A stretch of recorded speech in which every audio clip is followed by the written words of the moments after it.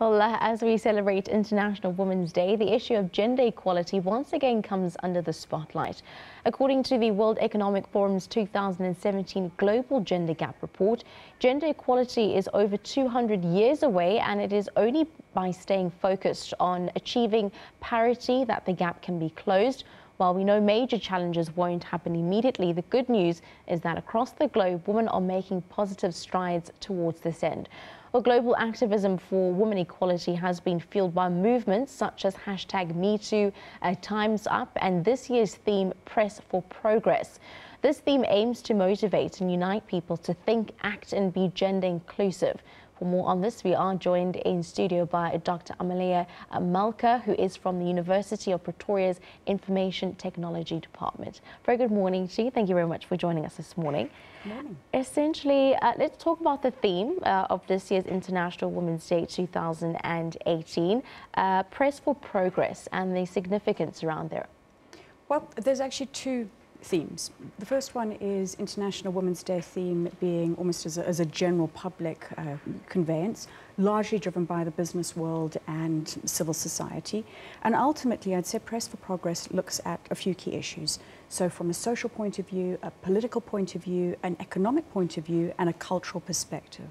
The second key theme is also what's driven by United Nations Women, and that in particular is Time is Now, looking at rural and urban activists transforming women's lives. So really, the message is the same fundamentally. It's about driving and achieving what we can do to progress equality for women. So that for me is the mainstay of the message, particularly in terms of equality in the pay scale, equality in terms of power disparity, which is what we see driven by all of these recent movements that are happening.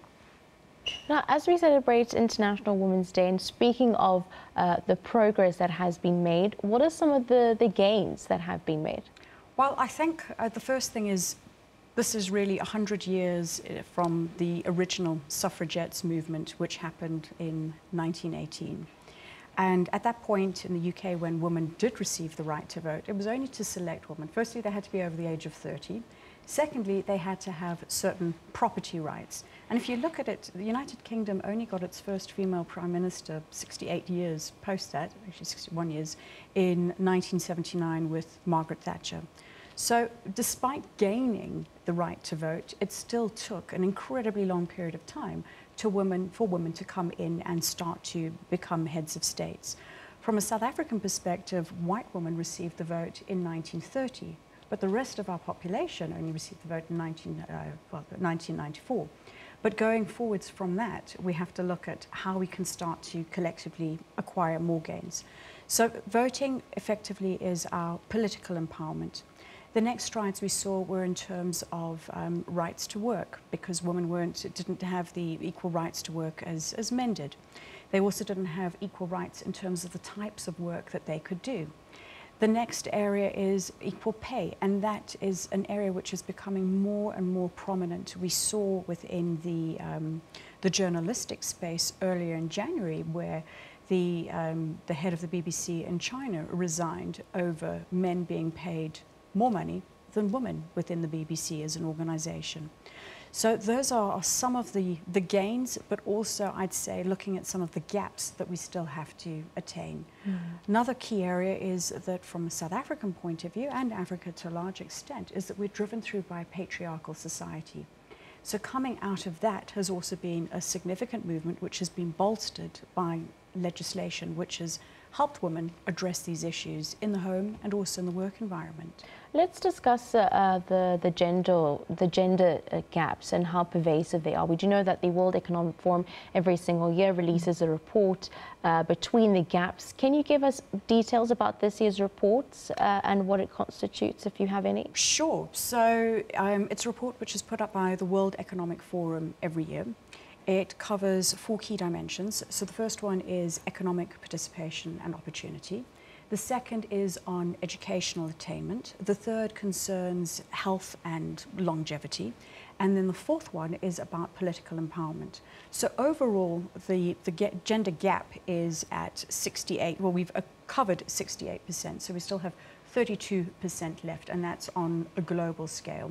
if we look at each of those dimensions independently, on the economic participation gap, and that's where I saw in your intro, we were talking in excess of 200 years, that is expected to close in 217 years if we continue at the current rate of progress, which is clearly unacceptable. On an educational attainment perspective, there we're doing a lot better. There we're expected to close the gap at 13 years, and we have already attained 95% closure of that gap. On the health side, we've attained 96% closure of the gap. But on the political empowerment side, that's also where we've got another big gap, expected to close in 99 years. Which, you know, for you and I, none of us are going to be around in those types of years, which really exacerbates the effect of we've got to start driving change a lot more quickly.